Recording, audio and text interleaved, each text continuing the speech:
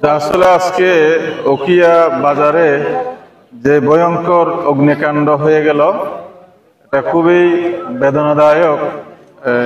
এবং এই অগ্নিকাণ্ডে একজন ব্যবসায়ী, এই অগ্নিকাণ্ডের ফলে তিনি মরহুম মোহাম্মদ আলী নিহত হয়েছেন।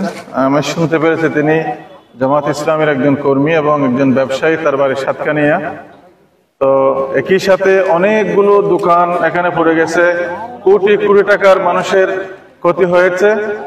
আমরা এই যে অগ্নিকাণ্ড এবং বিশাল যে ক্ষয়ক্ষতি হয়েছে, যারা ক্ষতিগ্রস্ত হয়েছেন তাদের সাথে আমরা সমবেদনা জানাচ্ছি এবং আমরা তাদেরকে দেখার জন্য আসছি।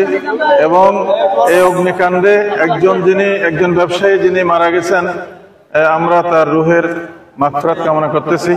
আমরা তার পরিবারের সাথে সমবেদনা জ্ঞাপন করতেছি।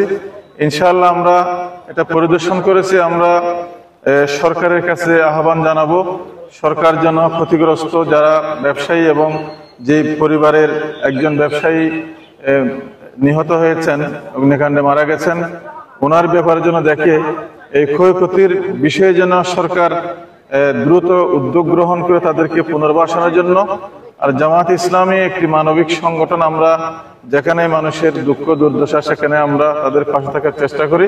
ইনশাআল্লাহ আমরা আমাদের পক্ষ থেকেও আমরা সর্বাত্মক সহযোগিতার হাত বাড়াবো এবং যিনি নিহত হয়েছেন তার পরিবারের খোঁজখবর আমরা নেব এবং যারা আহত হয়েছেন তাদের চিকিৎসার ব্যাপারেও আমরা খোঁজখবর নেব।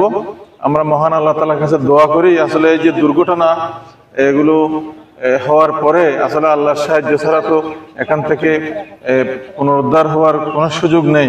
এই জন্য আমরা আল্লাহ তাআলার কাছে দোয়া করি আমাদের যারা ক্ষতিগ্রস্ত ভাই আছেন তাদের জন্য আল্লাহ তাআলা রহম করেন এবং আমাদের যে সমস্ত ব্যবসায়ী ভাইয়েরা আজকে ক্ষতি হয়েছেন তাদের জন্য দোয়া করে আল্লাহ তাআলা যেন তাদেরকে দ্রুত ঘুরে দাঁড়ানোর সুযোগ করে দেন এবং সরকার এবং বেসরকারি সকল পর্যায়ে যেন সবাই তাদের সহযোগিতায় এগিয়ে আসে, সে আহ্বান জানাচ্ছি। আমার সাথে জামাত ইসলাম কক্সবাজার জেলা সেক্রেটারি জাহিদুল ইসলাম ভাই আছেন, উখিয়া উপজেলার নেতৃবৃন্দ আছেন এবং স্থানীয় অনেক ব্যবসায়ী ভাইয়েরা আছেন।